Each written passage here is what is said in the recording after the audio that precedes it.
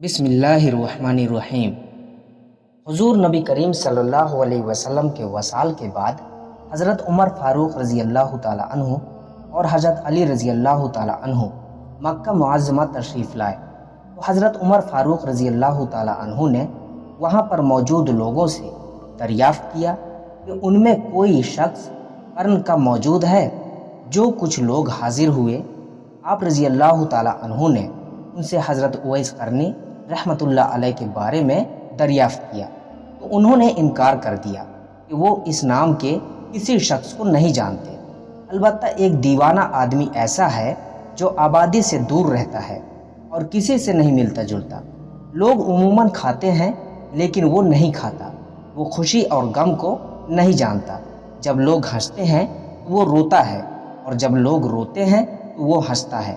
جب حضرت عمر فاروق رضی اللہ تعالی عنہ کا دور خلافہ شروع ہوا تو آپ رضی اللہ تعالی عنہ حضرت علی رضی اللہ تعالی عنہ کے ہمراہ کوفہ تشریف لے گئے اور وہاں سے یمن تشریف لے گئے، جہاں قرن پہنچ کر حضرت اویس قرنی رحمۃ اللہ علیہ کی تلاش شروع کی۔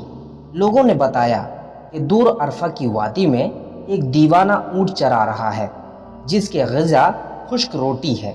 حضرت عمر رضی اللہ تعالی عنہ اور حضرت علی رضی اللہ تعالی عنہ اس سمت چلے اور حضرت اویس قرنی رحمۃ اللہ علیہ کے پاس پہنچ گئے۔ حضرت اویس قرنی رحمۃ اللہ علیہ اس وقت نماز میں مشغول تھے۔ دونوں حضرات ان کا نماز سے فارغ ہونے کا انتظار کرنے لگے۔ جب حضرت اویس قرنی رحمۃ اللہ علیہ نماز سے فارغ ہوئے تو دونوں حضرات نے سلام عرض کیا اور ان سے نام دریافت کیا۔ حضرت اویس قرنی رحمۃ اللہ علیہ نے فرمایا، میرا نام عبداللہ ہے۔ حضرت عمر فاروق رضی اللہ تعالی عنہ نے حقیقی نام دریافت کیا تو فرمایا کہ میرا نام اویس ہے۔ حضرت عمر فاروق رضی اللہ تعالی عنہ نے ہتھیلی دکھانے کی درخواست کی۔ جب حضرت اویس قرنی رحمۃ اللہ علیہ نے ہاتھ دکھایا تو آپ دونوں حضرات ان کو پہچان گئے اور دست بوسی کی سعادت حاصل کی۔ حضرت عمر فاروق رضی اللہ تعالی عنہ نے حضور نبی کریم صلی اللہ علیہ وسلم کا سلام پیش کیا اور پیراہن عطا کرتے ہوئے حضور نبی کریم صلی اللہ علیہ وسلم کی وصیت سنائی کہ ان کی امت کے لیے دعا فرمائے۔ حضرت اویس قرنی رحمۃ اللہ علیہ نے عرض کیا کہ آپ دونوں حضرات اچھی طرح دیکھ بھال لیں کہ شاید وہ کوئی دوسرا فرد ہو جس کے بارے میں حضور نبی کریم صلی اللہ علیہ وسلم نے ارشاد فرمایا ہو۔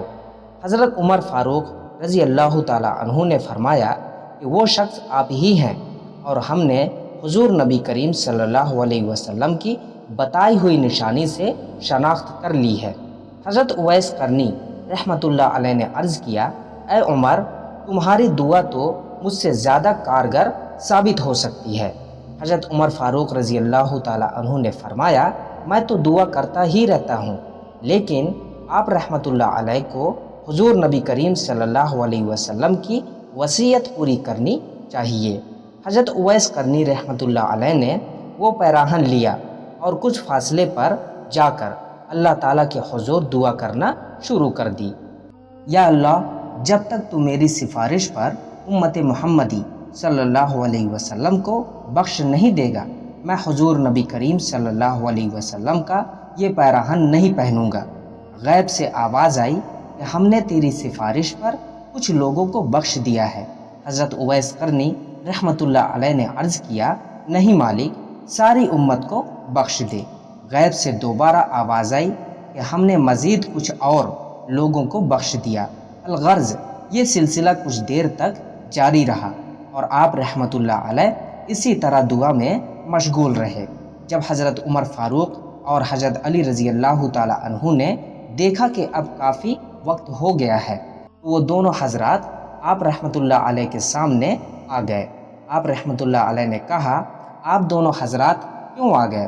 ابھی تو اللہ تعالیٰ نے قبیلہ ربیہ اور قبیلہ مزر کی بھیڑ بکریوں کے برابر لوگوں کے گناہ معاف کیے تھے، اور میں جب تک پوری امت کو معاف نہ کروا لیتا اس وقت تک دعا سے پیچھے نہ ہٹتا اور یہ پیراہن اس وقت تک نہ پہنتا۔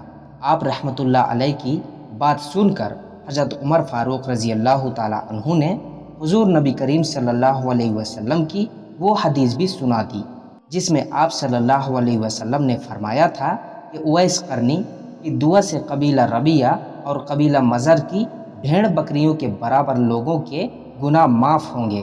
حضرت عمر فاروق رضی اللہ تعالیٰ عنہ نے آپ رحمۃ اللہ علیہ کو ایسے پیراہن میں دیکھا جس میں ہزاروں عالم پوشیدہ تھے۔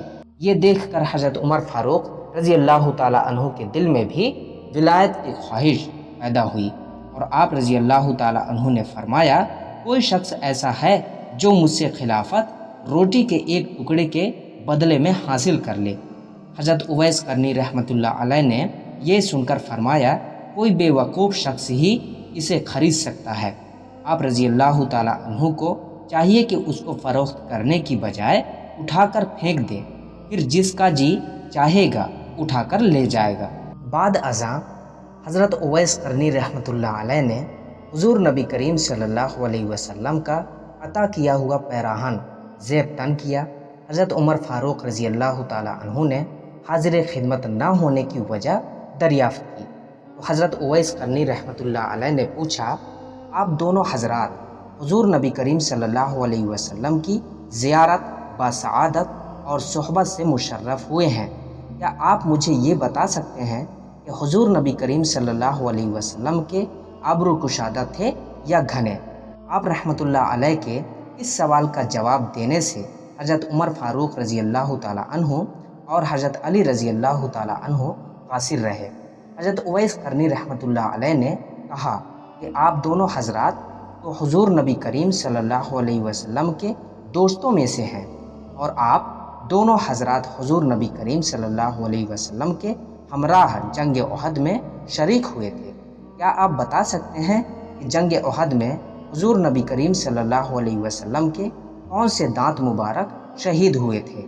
یہ کہہ کر آپ رحمۃ اللہ علیہ نے اپنے تمام ٹوٹے ہوئے دانت دکھا کر کہا کہ میں نے اپنا ایک ایک کر کے دانت اس خیال سے توڑ دیا کہ نہ جانے کون سا دانت مبارک شہید ہوا ہوگا۔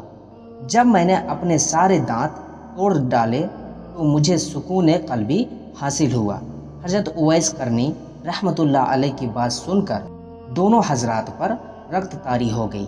حضرت اویس قرنی رحمۃ اللہ علیہ کی اس بات سے انہیں اندازہ ہو گیا کہ ادب کا حق یہی ہے جو کہ حضرت اویس قرنی رحمۃ اللہ علیہ نے اگرچہ بارگاہ رسالت مآب صلی اللہ علیہ وسلم میں حاضر ہو کر ادا نہیں کیا بلکہ اتباع رسول اللہ صلی اللہ علیہ وسلم میں ادا کیا ہے، اور جس کا درس وہ ساری دنیا کو دے رہے تھے۔ حضرت عمر فاروق رضی اللہ تعالیٰ عنہ نے حضرت اویس قرنی رحمۃ اللہ علیہ سے دعا کے لیے درخواست کی کہ حضرت اویس قرنی رحمۃ اللہ علیہ نے فرمایا، میں جب نماز میں اتحیات پڑھتا ہوں تو اس کے بعد دعا پڑھتا ہوں کہ اے اللہ تمام مومن مردوں اور عورتوں کو بخش دے، اور اگر تم ایمان کے ساتھ اس دنیا سے رخصت ہوئے تو تمہیں کامیابی ملے گی، اور اگر تم ایمان کے ساتھ رخصت نہ ہوئے تو میری دعا بے فائدہ ہوگی۔ حضرت عمر رضی اللہ تعالیٰ عنہ نے آپ رحمۃ اللہ علیہ سے وصیت کی درخواست کی تو آپ رحمۃ اللہ علیہ نے فرمایا، اے عمر اگر تم خدا شناس ہو تو اس سے زیادہ بہترین وصیت کوئی نہیں کہ تم خدا کے سوا کسی دوسرے کو نہ پہچانو۔ پھر آپ رحمۃ اللہ علیہ نے حضرت عمر رضی اللہ تعالیٰ عنہ سے دریافت کیا، اے عمر کیا اللہ تم کو پہچانتا ہے؟ حضرت عمر رضی اللہ تعالیٰ عنہ نے اس بات میں نفی میں سر ہلا دیا۔ حضرت اویس قرنی رحمۃ اللہ علیہ نے فرمایا، بس اللہ کے سوا تمہیں کوئی نہ پہچانے یہی تمہارے لیے بہتر ہے۔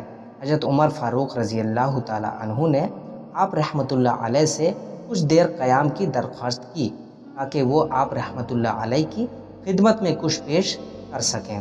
آپ رحمۃ اللہ علیہ نے جیب سے 2 درہم نکال کر دکھائے اور کہا، یہ میرا اونٹ چرانے کا معاوضہ ہے، اگر آپ حضرات یہ ضمانت دیتے ہیں کہ ان کو خرچ کرنے سے قبل مجھے موت نہیں آئے گی تو آپ مجھے جو عنایت فرمائیں گے میں وہ قبول کر لوں گا، ورنہ یہ 2 درہم ہی میرے لیے کافی ہیں۔